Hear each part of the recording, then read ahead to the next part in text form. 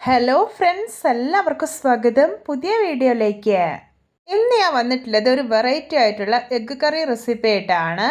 നല്ല കൊഴുത്ത ഗ്രേവിയോട് കൂടിയിട്ടുള്ള ഈ ഒരു എഗ്ഗ് കറിയുടെ ടേസ്റ്റ് വളരെ സ്പെഷ്യലാണ്.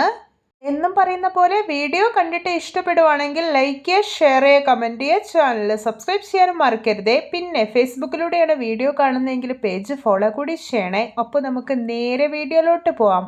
ആദ്യം തന്നെ ഒരു സ്പെഷ്യൽ അരപ്പ് റെഡിയാക്കാം. അതിനായിട്ട് മിശ്ര ചെറിയ ജാറിലോട്ട് ഒരു വലിയ ഉള്ളി അരിഞ്ഞത് ഇട്ട് കൊടുക്കാം.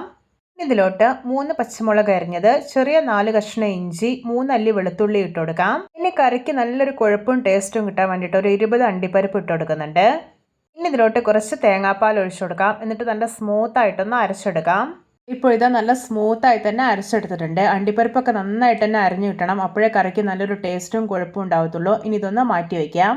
കറി ഉണ്ടാക്കാൻ വേണ്ടിയിട്ട് ഞാനിവിടെ ഒരു പാൻ അടുപ്പത്ത് വെച്ചിട്ട് ചൂടാക്കി എടുത്തിട്ടുണ്ട്. ഇനി ഇതിലോട്ടൊരു 3 ടേബിൾ സ്പൂൺ ഓയിൽ ഒഴിച്ചു കൊടുക്കാം. ഇപ്പോൾ ഇതാ ഓയിൽ ചൂടായി വന്നിട്ടുണ്ട്. ഇനി ഇതിലോട്ട് 3 ഏലയ്ക്ക, ചെറിയ 2 കഷ്ണം പട്ട, 3 ഗ്രാമ്പൂ ഇട്ട് കൊടുക്കാം. എന്നിട്ട് ഇതൊന്ന് റോസ്റ്റ് ചെയ്തെടുക്കാം. ഇനി ഇതിലോട്ട് നമ്മൾ അരച്ചു വെച്ചിരിക്കുന്ന അരപ്പ് ചേർത്ത് കൊടുക്കാം. ഇനി ഇതിലോട്ട് കുറച്ച് ജാറ് കഴുകിയിട്ട് വെള്ളം ഒഴിച്ചു കൊടുക്കാം. എന്നിട്ട് നന്നായിട്ടൊന്ന് ഇളക്കി യോജിപ്പിച്ചെടുക്കാം. ഈ അരപ്പിൻ്റെ പച്ച ചുവയൊക്കെ ഒന്ന് പോകട്ടെ. ഞാൻ ഈ എഗ്ഗ് കറി നല്ല തിക്നെസ്സോടെ റെഡിയാക്കുന്നതുകൊണ്ട് തന്നെ വളരെ കുറച്ച് മാത്രമേ വെള്ളം ഒഴിക്കുന്നുള്ളൂ. ഇപ്പോൾ ഇതാ കറി തിളച്ച് വരാൻ തുടങ്ങിയിട്ടുണ്ട്. ഇനി ഇതിലോട്ട് ആവശ്യത്തിന് ഉപ്പ് ഇട്ട് കൊടുക്കാം. പിന്നെ ഒരു 1/4 ടീസ്പൂൺ മഞ്ഞൾപ്പൊടി, 1/4 ടീസ്പൂൺ പെരിഞ്ജീരകത്തിൻ്റെ പൊടി, 1/2 ടീസ്പൂൺ കുരുമുളക് പൊടി ഇതെല്ലാം ഇട്ട് കൊടുക്കാം. എന്നിട്ട് നന്നായിട്ടൊന്ന് മിക്സാക്കി എടുക്കാം. ഇനി ഇതിലോട്ടൊരു 2 ടേബിൾ സ്പൂൺ തൈര് കൂടെ ചേർക്കുന്നുണ്ട്.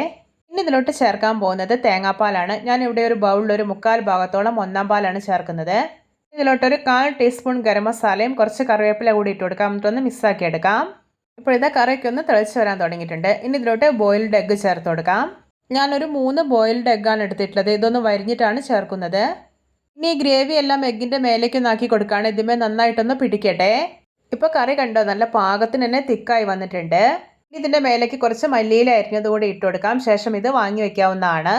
ഇത് നമ്മുടെ രുചികരമായിട്ടുള്ള സ്പൈസി ആയിട്ടുള്ള എഗ്ഗ് കറി റെഡി. നോക്കിയേ, കാണുമ്പോൾ തന്നെ കൊതി വരുന്നില്ലേ? നല്ല കൊഴുപ്പുള്ള ഗ്രേവി ആയതുകൊണ്ട് തന്നെ ഏതൊരു ഐറ്റംസിൻ്റെ കൂടെ കഴിക്കാനും നല്ല ടേസ്റ്റിയാണ്.